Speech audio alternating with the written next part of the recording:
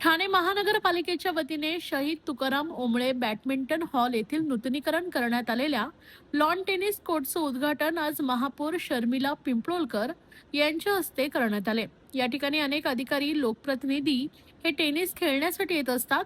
त्यांच्या मागणीनुसार महाराष्ट्र राज्याचे उपमुख्यमंत्री एकनाथ शिंदे यांनी दिलेल्या निधीतून या लॉनचं नूतनीकरण करण्यात आलं असून याचा लाभ जास्तीत जास्त अधिकारी, लोकप्रतिनिधी यांनी घ्यावा असं आवाहन महापौर शर्मिला पिंपळोलकर यांनी केलंय।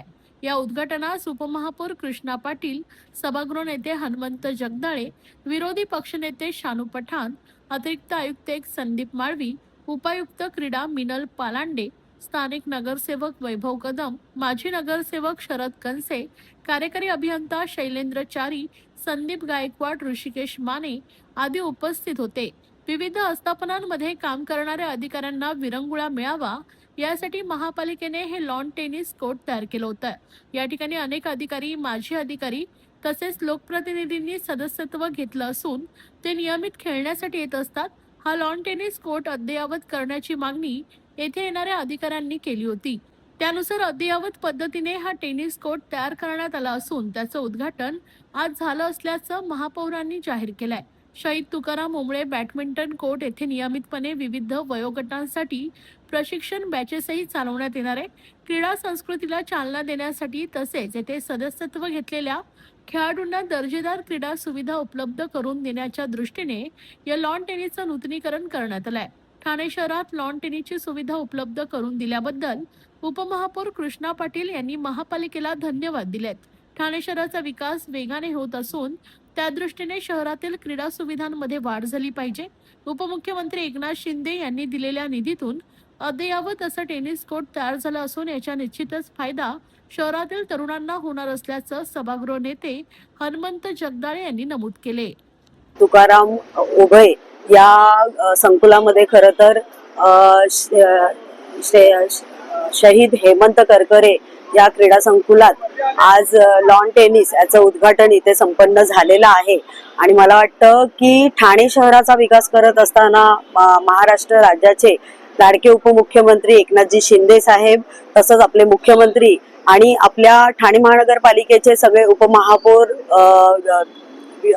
सभागृह नेते, आपले सगळे गटनेते यांच्या सर्वांच्या मार्गदर्शनाखाली, यांच्या एकमेव विचाराने खरं तर या शहरातल्या विविध विकासांची कामं आपण हाती घेतलेली आहेत। आणि त्याच्यामध्ये नवतरुणांना खेळण्यासाठी खरं तर क्रीडांगण हवंय।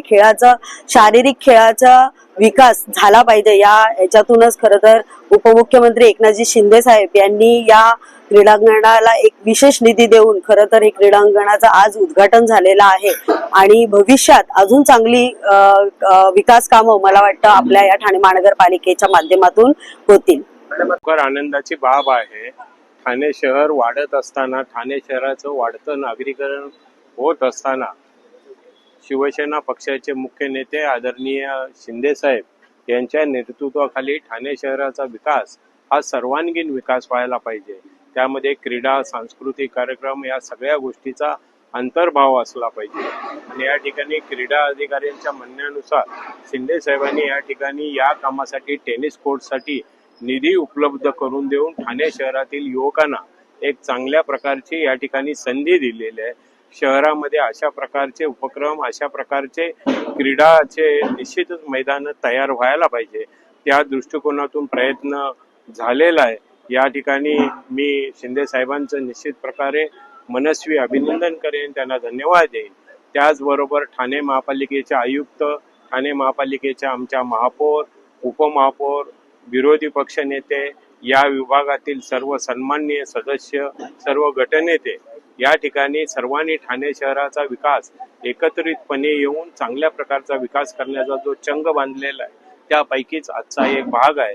या ठिकाणी तरुणांनी जास्तीत जास्त सहकार्य करून याचा लाभ घ्यावा अशा प्रकारचं आवाहन करतो। प्रथमतः ठाणे महानगरपालिका प्रथम नागरिक महापौर शर्मिलाताई पिंपळकर, तसेच आयुक्त, सभागृह नेते हनुमंत जगदाळे, विरोधी पक्ष नेते शानू पठाण, तसेच महापालिका आयुक्त सौरवराव, तसेच भारतीय जनता पार्टी आणि शिवसेना महायुतीचे अभिनंदन करावं तेवढं कमी आहे। कारण टेनिस क्लब कोर्ट हे आपल्या ठाण्यामध्ये नव्हतं. फक्त सात बंगल्याला इथेच होतं आणि टेनिस खेळाडू घडावे की त्या खेळाडूंना जाण्यासाठी प्लॅटफॉर्मच नव्हता. फक्त एकच होता तो कोपरीमध्ये. पण तिथे जायला तिथे भरपूर रस असायची. त्यामुळे आपल्या ठाण्यातील खेळाडूंना प्लॅटफॉर्म नव्हतं ते देण्याचं काम महापालिकेने केलेलं आहे. आणि नक्कीच ह्या टेनिस कोर्टातून चांगले नवीन नवीन खेळाडू तयार होतील आणि ठाणे जिल्ह्याचं नाव नक्कीच रोशन करतील ही अशी आशा बाळगतो.